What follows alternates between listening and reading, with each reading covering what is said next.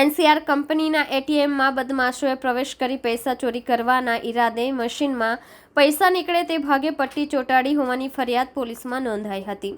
જો કે સીસીટીવીમાં કેદ થયેલા બંને આરોપીઓને પોલીસે ગણતરીના કલાકોમાં ઝડપી પાડી વધુ તપાસ હાથ ધરી છે. શહેરના પુણા ગામ હસ્તિનાપુર સોસાયટીમાં રહેતા પ્રશાંત ચંદુભાઈ નડિયાપરાએ ગઈકાલે ઉધના પોલીસ સ્ટેશનમાં ફરિયાદ નોંધાવી હતી, જેમાં તેમણે જણાવ્યું હતું કે ઉધના ભાટેનામાં સમદેવ પેટ્રોલ પંપની બાજુમાં આવેલા એનસીઆર કંપનીના એટીએમમાંથી પૈસા ચોરી કરવાના ઈરાદે ચેડા કરવામાં આવ્યા છે.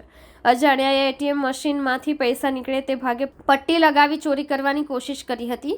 જો કે આ સમગ્ર ઘટના એટીએમમાં લાગેલા સીસીટીવી કેમેરામાં કેદ થઈ ગઈ હતી. ઘટનાને પગલે પોલીસે પ્રશાંતભાઈની ફરિયાદ લઈને તપાસ હાથ ધરી છે.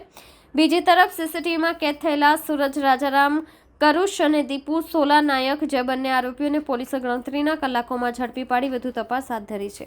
ઉધના પોસ્ટે વિસ્તારમાં ભાટેનાના રામદેવનગર જે વિસ્તાર છે એમાં ઇન્ડસલેન્ડ બેંકનું એટીએમ છે. ત્યાંથી ઉધના ડિસ્ટાફના માણસો પેટ્રોલિંગ દરમિયાન ત્યાંથી બે શંકાસ્પદ ઇસમોને ઝડપી પાડેલ. તે દરમિયાન એમની ગતિવિધિ જોતા તેઓ ઇન્ડસલેન્ડ બેંકની જે એટીએમ છે એટીએમ ઉપર એલ્યુમિનિયમની પટ્ટી મારી અને કોઈ માણસ જ્યારે પૈસા એમાંથી કાઢવા આવે ત્યારે પટ્ટીના હિસાબે પૈસા ન નીકળે અને બાદમાં જ્યારે જે વ્યક્તિ જે પૈસા ઉપાડનાર છે ત્યાંથી જતો રહે તો એમાંથી જે પટ્ટી કાઢી અને પૈસા લઈ લેવાય એ રીતની મોડસ ઓપરેન્ડી કરી અને ચોરી કરતા હોય તેવું માલુમ પડે.